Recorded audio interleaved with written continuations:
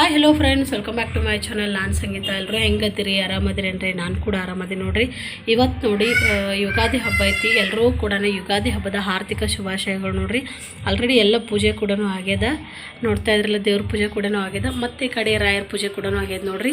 ರಾಯರ ಫೋಟೋನ ಯಾಕೆ ಇಷ್ಟು ಸಪ್ರೇಟಾಗಿ ಇಟ್ಟಿನ ಅಂತೇಳಿ ನೀವು ತಿಳ್ಕೊಂಡು ವಿಚಾರ ಮಾಡ್ತಿರ್ಬೋದು. ನಾನೊಂದು ವ್ರತನ ಮಾಡ್ತಾಯಿದ್ದೀನಿ ನೋಡ್ರಿ, 11 ದಿನದ ವ್ರತ.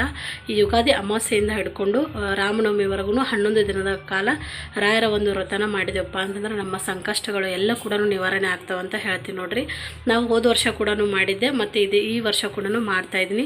ಸಿಂಪಲ್ಲಾಗಿ ನೋಡ್ರಿ, ಈ ಒಂದು ಯುಗಾದಿ ಅಮಾವಾಸ್ಯೆ ದಿನ ಬೆಳಗ್ಗೆ ಎಲ್ಲ ಕಾರ್ಯಗಳನ್ನು ಮಾಡ್ಕೊಂಡು ಆದಮೇಲೆ ಈ ರೀತಿಯಾಗಿ ಸಪ್ರೇಟಾಗಿ ಜಾಗದೊಳಗೆ ಅದನ್ನೇ ಇಡಬೇಕಾಗುತ್ತೆ. ಯಾಕಪ್ಪ ಅಂತಂದ್ರೆ 11 ದಿನಗಳ ಕಾಲ ನೋಡ್ರಿ, ಇದೇನು ನಾನು ಇಲ್ಲಿ ತಾಮ್ರದೊಂದು ಬಟ್ಲದೊಳಗೆ ನೀರು ಹಾಕಿ ಇಟ್ಕೊಂಡಿದ್ದೀನಿ. ನಿಮ್ಮ ಹತ್ರ ಚೊಂಬಿದ್ರು ಕೂಡ ಅದರಲ್ಲಿ ಕೂಡ ಹಾಕೋಬೋದು. ಆ ಒಂದು ಪಾತ್ರೆ ಇರ್ತದಲ್ಲ, ಅದನ್ನು 11 ದಿನಗಳ ಕಾಲ ನೋಡ್ರಿ ಒಟ್ಟು ಅದನ್ನು ಕಿತ್ತಬಾರ್ದು. ಆ ಒಂದು ಕಳಶನ ಅಲ್ಲೇ ಇಟ್ಕೋಬೇಕಾಗತ್ತೆ ನಾವು. ಅದ್ರೊಳಗೆ ನೋಡ್ರಿ ಮಂತ್ರಾಕ್ಷತೆ ಇದ್ರೆ ಅದರೊಳಗೆ ಮಂತ್ರಾಕ್ಷತೆಯನ್ನು ಹಾಕಬೇಕಾಗುತ್ತೆ.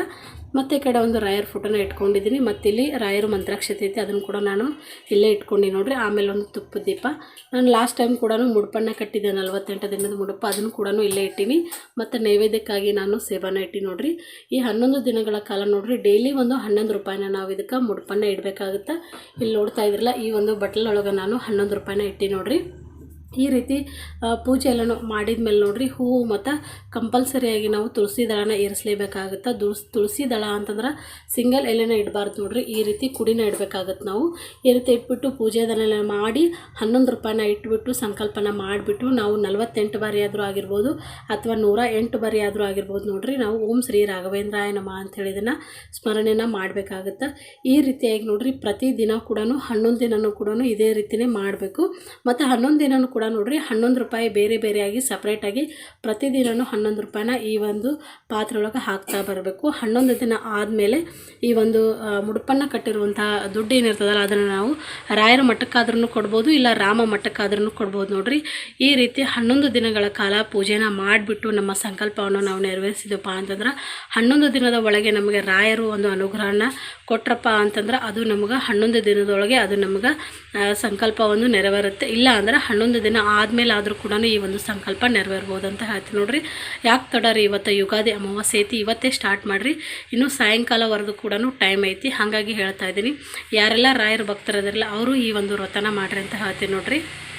ಈ ಒಂದು ವ್ರತನ ಯಾರೆಲ್ಲ ಮಾಡಬೇಕಂತ ಅಂದ್ಕೊಂಡಿದ್ರಲ್ಲ 100% ಆಗಿ ಮಾಡಿರಿ ಅಂತ ಹೇಳ್ತೀನಿ ನೋಡ್ರಿ. ಈ ಒಂದು ಸಂಕಲ್ಪ 100% ಆಗಿ ನೆರವೇರುತ್ತೆ. ನಾನು ಲಾಸ್ಟ್ ಟೈಮ್ ಕೂಡ ಮಾಡಿದ್ದೆ ನೋಡ್ರಿ, ಮತ್ತು ಈ ವರ್ಷ ಕೂಡ ಮಾಡ್ತಾಯಿದ್ದೀನಿ.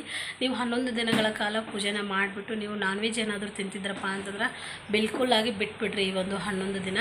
ಮತ್ತು ನಿಮ್ಗೆ 100% ಆಗಿ ಉಪವಾಸ ಮಾಡೋದು ಆಗ್ತಿತ್ತಪ್ಪ ಅಂತಂದ್ರೆ 11 ದಿನಗಳ ಕಾಲ ಕೂಡ ಉಪವಾಸ ಮಾಡಿರಿ. ಇಲ್ಲ ನಮ್ಮ ಕಡೆ ಆಗಂಗಿಲ್ಲಪ್ಪ ಅಂತಂದ್ರೆ ನೀವು ನಾರ್ಮಲಿ ಹಣ್ಣು ಮತ್ತು ಒಂದು ಹೊತ್ತು ಊಟನ ಮಾಡ್ಕೊಂಡ್ಬಿಟ್ಟು ಈ ರೀತಿಯಾಗಿ ನೀವು ಕೂಡ ವ್ರತನ ಮಾಡ್ಬೋದು.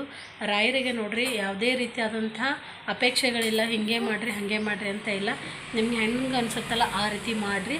ಮತ್ತು ಕಷ್ಟಪಟ್ಕೊಂಡು ಯಾವುದೇ ವ್ರತ ಆದರೂ ಮಾಡಬಾರ್ದು ನೋಡ್ರಿ, ಇಷ್ಟಪಟ್ಟು ಮಾಡಬೇಕು. ಹಾಗಾಗಿ ಹೇಳ್ತಾ ಇದ್ದೀನಿ.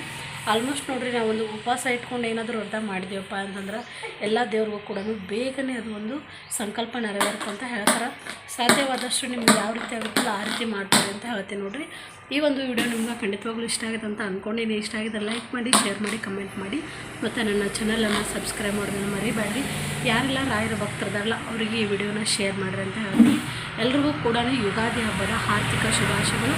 ಆ ದೇವರು ಎಲ್ರಿಗೂ ಕೂಡ ಒಳ್ಳೇದು ಮಾಡಲಿ ಅಂತ ಬೇಡ್ಕೊತೀನಿ. Bye friends.